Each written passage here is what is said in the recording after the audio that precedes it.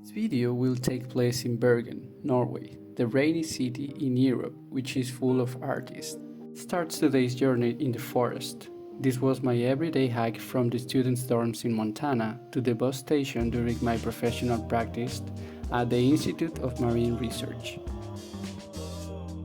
I had to take a 20 minutes bus ride, plus a 10 to 12 minutes walk to the Institute of Marine Research.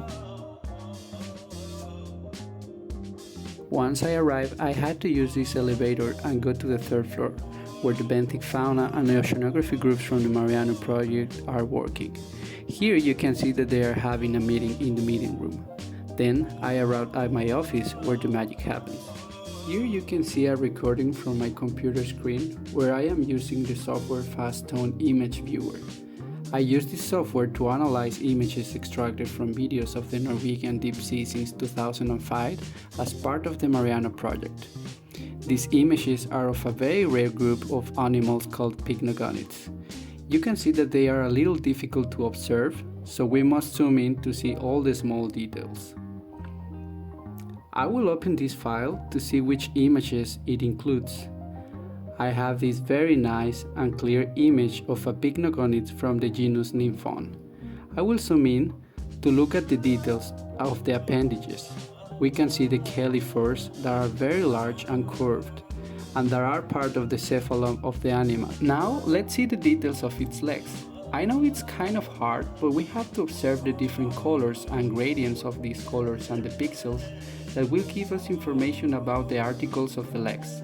In addition, we can also use the associated fauna to have an idea of what taxa or species we are looking at, because the main idea is to give a scientific name of this little guy. Now I am looking at this very nice paper from a Russian scientist that has a very detailed drawing, which is also very helpful in identifying species of the sea spiders from the North Atlantic. I must look at the different appendages to match this picture with a specific species.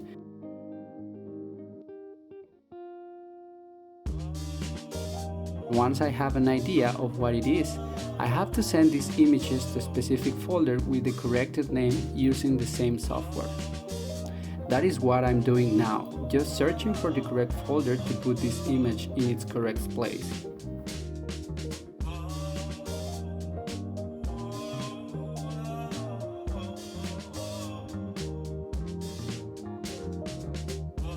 However, once I had all these images in their supposedly correct folders, I must double check with the reference biological samples in the benthic fauna lab.